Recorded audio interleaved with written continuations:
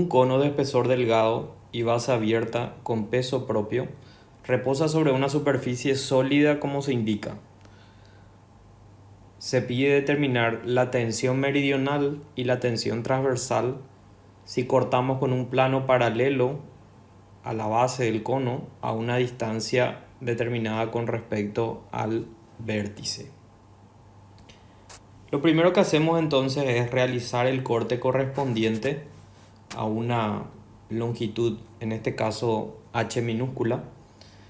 Cuando realizamos el corte vamos a tener por un lado el peso específico del recipiente por el área lateral y por el espesor.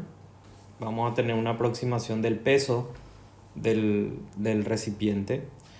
Por otro lado tenemos la tensión meridional que sigue la dirección de la curva meridional que engendra la superficie de revolución, en este caso un cono.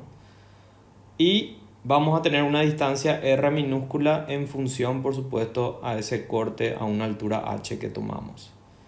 Es un recipiente de base abierta, por lo tanto no hay ninguna presión interna. Podemos considerar como que en el interior tenemos presión atmosférica y en el exterior tenemos presión atmosférica también. Tomamos entonces sumatoria de fuerzas en I igual a 0. Tengo el producto de la tensión meridional por el área donde está actuando, que es un anillo, que en aproximación vamos a tomar como 2pi por r minúscula, que sería el perímetro, y por el espesor. Y descomponemos por coseno de tita en la dirección vertical. Esa tensión meridional por el área descompuesto entonces verticalmente tiene que equilibrarse por estática con el peso del recipiente, que sería igual a pi por radio por generatriz, que sería el área lateral de un cono. Eso multiplicado por el espesor tengo una aproximación de su volumen, y multiplicado por el peso específico del recipiente, entonces vamos a tener finalmente el peso total. A partir de ahí, entonces yo sacaría la expresión de la tensión meridional. Puedo sacar la relación entre h mayúscula, que sería un dato del problema, en función al corte que yo hago con h minúscula y r minúscula. El ángulo coseno de tita puedo poner en función de mis variables, o en el caso de que tenga el dato, realmente en este caso tengo.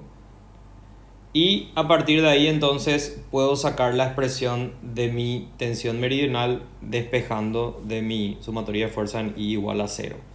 Sacamos entonces la expresión de esa tensión meridional, que así como le coloqué la dirección desde el punto de vista vectorial de esa tensión, es una tensión negativa de compresión. Si bien es cierto que yo saco la expresión de la tensión meridional, sería una expresión en módulo, ¿verdad? Partiendo de la hipótesis de que la tensión es de compresión, porque de hecho ya le coloqué esa dirección ahí en mi diagrama del cuerpo libre del corte. Entonces mi tensión meridional me queda en función del peso específico, la h minúscula que corresponde al corte, y los datos que serían r mayúscula y h mayúscula, y por supuesto el peso específico también. Después, para calcular la tensión transversal, necesariamente voy a recurrir a Laplace.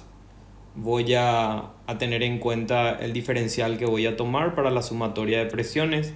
Ahí veo que la componente del peso en la dirección perpendicular al diferencial que voy a tomar tiene dirección contraria al de la presión interna.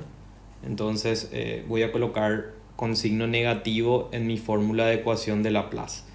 El radio meridional es infinito porque es una recta. Se elimina ese primer término de la ecuación de Laplace.